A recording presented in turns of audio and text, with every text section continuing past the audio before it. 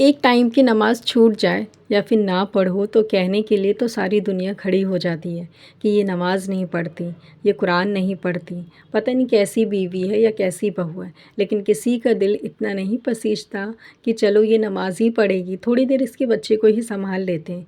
ये कहानी मेरी और आपकी नहीं है, बल्कि हर हाउसवाइफ़ की है। अगर आप सिंगल हाउसवाइफ़ हैं तो भी प्रॉब्लम होती है बच्चों के साथ नमाज़ पढ़ने में।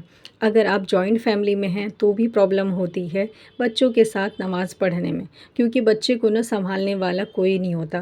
कहते हैं ना कि माँ से ज़्यादा अच्छा केयर ना बच्चों की कोई नहीं कर सकता।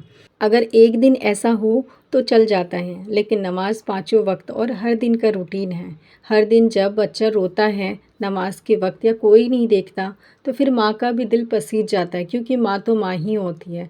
फिर ऐसे में नमाज़ छूटने लगती है और नमाज़ हम मुसलसल छोड़ देते हैं, ये सोच के कि हमारे बच्चे को कोई रखने वाला नहीं है। सब हैं लेकिन फिर भी कोई नहीं है, और जहाँ कोई नहीं होता वहाँ तो फिर कोई है ही नहीं। तो आज की इस वीडियो मेरी उन्हीं बहनों के लिए है जिनका बेबी छोटा है। रिसेंटली वीडियो में बहुत ज़्यादा कमेंट आए हैं कि हमारा बेबी छोटा है, नमाज का रूटीन कैसे करें फॉलो।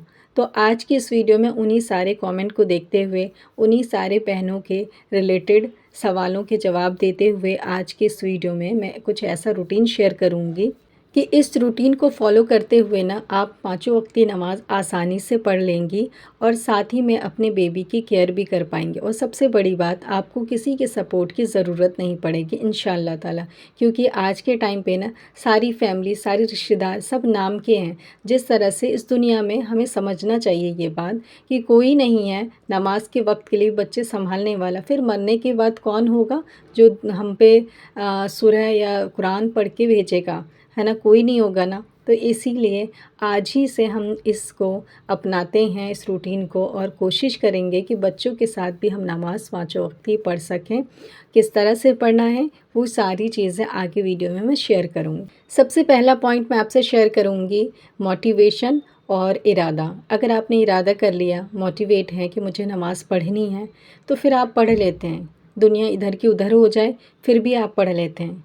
लेकिन जब तक आप मोटिवेट नहीं हैं अपने आप से, खुद से मोटिवेट नहीं हैं, डीमोटिवेट हो चुके हैं लोगों के ताना सुन के, या आपको लगने लगा है वाकई में मैं नहीं कर सकती अपने बच्चों के साथ कुछ भी, तो फिर चीज़ें ना बहुत ज़्यादा मुश्किल हो जाती है। इसलिए ख़ुद को मोटिवेट करिए कि मैं कर सकती हूँ, मैं एक अच्छी हाउसवाइफ़ और अच्छी माँ भी बन सकती हूँ। बस एक अच्छी हाउसवाइफ़, अच्छी माँ बनना है और कुछ नहीं बनना।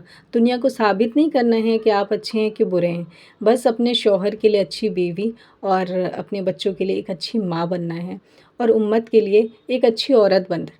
हमारे इस्लाम में एक छोटे बच्चे के लिए माँ का जो मर्तबा होता है या केयर होता है, उसकी बहुत बड़ी ज़िम्मेदारी है। जैसे कि एक औरत के ऊपर ना जब वो माँ बन जाती है, 2 ज़िम्मेदारियाँ आ जाती हैं। पहले तो एक ही होती है कि हाँ, नमाज़ आपको पढ़ना है, लेकिन इस्लाम में ना बच्चों की केयर से लेकर के भी, आपके बच्चे की रिलेटेड रूटीन से लेके भी बहुत बड़ी-बड़ी ज़िम्मेदारी हैं जो कि माँ को सँभालना पड़ता है।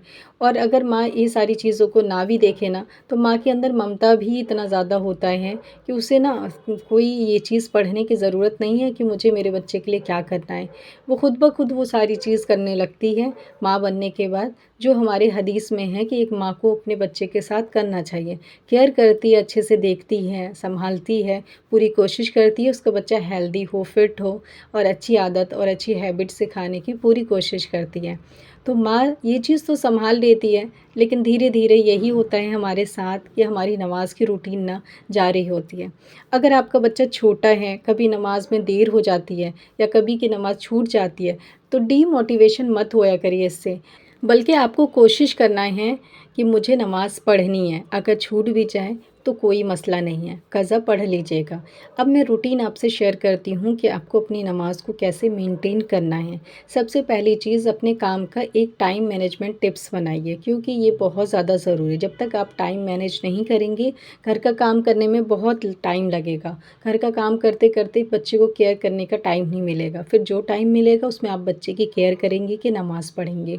इसीलिए अपने घर के काम का एक मेंटेन रूटीन सेट कर लीजिए और सारे काम को उस वक्त पे ख़त्म कर दीजिए। कोशिश करिए कि नमाज से पहले जो है आपके घर के काम ख़त्म हो जाएं। नेक्स्ट आपको क्या करना है, आपको अपने बच्चे को नमाज का टाइम होने से पहले कोशिश करिए कि उसका पेट अच्छे से भर दीजिए। अगर बच्चे का पेट अच्छे से भर जाता है ना, चाहे 1 से 1.5 साल का बच्चा हो, फिर वो रोता नहीं है, आपको तंग नहीं करता, परेशान नहीं करता है, क्योंकि उसका पेट भरा होता है। नेक्स्ट आपको क्या करना है कि जब आप अकेले होते हैं या फिर आप कमरे में अपने अकेले हैं, आपके बच्चे कोई नहीं देख रहा, आप नमाज एक नीचे कॉर्नर में पढ़ते हैं और आपका बच्चा बेड पे लेटा हुआ है, तो वो आपको नहीं देखेगा ना, तो फिर रोना चीखना चिल्लाने लगता है, क्योंकि बच्चे को भी अपने माँ के साथ रहना होता है, वहाँ रहना होता है जहाँ वो इंसानों को देखे। ये नहीं कि छत को और पंखे को ही सिर्फ देखता रहे, क्योंकि मैंने खुद अपने बेटे को अकेले पाला है, तो मुझे पता है कि ज़रा सी देर में उसके नज़रों से दूर होती तो वो ढूंढने लगता कि कहीं इस घर में मैं अकेला तो नहीं हूँ। तो बच्चों के अंदर ये फीलिंग आती है, क्योंकि बच्चे उस टाइम लेटे रहते हैं, 6 महीने के बच्चे हैं, 8 महीने के हैं, 10 महीने के हैं, और ऊपर ही ताकते रहते हैं। तो आप कोशिश करें कि जहाँ आप नमाज़ पढ़ें वहीं बच्चे का बिस्तर साइड में लगा दीजिए, ताकि बच्चा आपको देखता रहे और आप नमाज़ पढ़ती रहें। नेक्स्ट मैं आपको बताऊंगी, अगर आपका बच्चा थोड़ा ज़्यादा बड़ा है, 1.5 साल का, 2 साल का, चलता है फिरता है, आप सोचते हैं कि नमाज़ पढ़ेंगे तो डिस्टर्ब करेगा, तो कोई मसला नहीं है। अगर आप नमाज़ पढ़ती हैं, वो बीच में आता है, आपके ऊपर चढ़ जाता है, आपसे खेलता है, कोई दिक्कत वाली बात नहीं है, आपकी नमाज़ हो जाएगी। छोड़ने से अच्छा है कि नमाज़ पढ़ लिया करिए, क्योंकि अल्लाह के सामने कहने का मौका रहेगा आपको कि मैंने नमाज़ पढ़ी थी, कोई नहीं था, बच्चा डिस्टर्ब कर रहा था। इसकी इजाज़त है इस्लाम में और कोई मसला नहीं है, क्योंकि मैं खुद पढ़ती हूँ तो मेरा बेटा भी जैसे ही सजदे में जाती हूँ पीठ पे आके बैठ जाता है, और हर सजदा मेरा ऐसा ही होता है, लेकिन मैं फिर भी पढ़ लेती हूँ, क्योंकि देखो नमाज जो होता है ना, वो अल्लाह से रिश्ता होता है। तो अल्लाह से रिश्ता बनाइए, और रिश्ता नीयत से बनता है, ना कि आपने जब नमाज़ पढ़ रहे थे आपके सामने कौन आया। तो नीयत साफ़ होगी, अल्लाह की इबादत पे ध्यान होगा। बच्चा है, कोई नहीं है, तो कोई मसला नहीं है अगर वो डिस्टर्ब भी कर रहा है तो। नेक्स्ट, अगर आपका बच्चा बहुत ज़्यादा रोता है नमाज़ के दौरान, तो आप क्या करिए, लाल कलर की बॉल आती है या कोई टॉयज़ आती है, कुछ भी ऐसी चीज़ जिससे, अगर बच्चा छोटा है, ऊपर सिर्फ देखता है, 5 से 10 महीने का है, अभी बैठ नहीं पाता है, तो उसके गुब्बारे वगैरह रेड कलर की बांध दीजिए, जो कि नीचे लटकी रहे, इतनी नीचे तक लटकी रहे कि वो हाथों से उसको ऐसे मार सके और वो हिले, क्योंकि इससे ना रेड चीज़ से बच्चे एक तो अट्रैक्टिव होते हैं, जब वो हिलती है तो बच्चे उससे खुद ब खुद खेलते हैं, और नमाज में कितना ही टाइम लगता है। और अगली चीज़ मैं आपको बताऊंगी कि नमाज़ छोड़ने से अच्छा है कि जब तक आपका बेबी छोटा है तब तक आप सिर्फ फ़र्ज़ और फ़र्ज़ अदा कर लीजिए, जो कि मौक़िदा होता है। ज़ोहर में जो मौक़िदा है, फ़जर की नमाज़ में जो मौक़िदा, असर, मगरिब, इशा, फ़जर की नमाज़ में चारों ही मौक़िदा हैं। बाकी जो और नमाज़ें हैं जिसमें लंबी लंबी रकातें, लंबी लंबी नमाज है, उसमें जो मौक़िदा है ना, सिर्फ़ उनको ही पढ़िए जब तक आपका बच्चा छोटा है। फिर वो 1 साल से ऊपर हो जाए, 1.5 साल का, खेलने लगे, बैठने लगे खिलौने से, फिर आप पूरा अपना मुकम्मल नमाज पढ़ना शुरू कर दीजिए, क्योंकि छोड़ने से अच्छा है कि आप अपनी फ़र्ज़ को अदा कर लीजिए। इससे क्या होगा, आपको गुनाह नहीं मिलेगा। अब एक मेरी बहन का कमेंट आया था कि उनका बच्चा जो है छोटा है, सुलाते सुलाते 11 बज जाती है और फ़जर की नमाज़ निकल जाती है। तो मैं यही कहूँगी कि बच्चे को जो है ना, सोने की जो है ना, शाम की आदत दिलवाइए, जल्दी की, 9 से 10 बजे तक। बच्चों को लेट नहीं सुलाना चाहिए। मेरे घर का रूटीन अगर मैं शेयर करूँ, अभी भी मेरे मायके में जो है ना, 8 से 10 बजे तक सो जाते हैं सब लोग। अभी भी मैं जाती हूँ तब भी मैं इतने ही बजे सोती हूँ, क्योंकि हमारे घर का रूटीन ही यही है। जब आप जल्दी सोते हैं तो खुद ब खुद जल्दी आँख खुल जाती है। लेट करेंगे सोने में तो बहुत प्रॉब्लम होती है। अभी मैं दिल्ली में रह रही हूँ, दिल्ली का रूटीन यही है, 12 साढ़े 12, और मुझे खुद कभी कभी लेट हो जाता है। तो रूटीन जो ना सेट करना बहुत ज़्यादा ज़रूरी है। तो रूटीन सेट करिए कि आपको रात को जल्दी सोना है।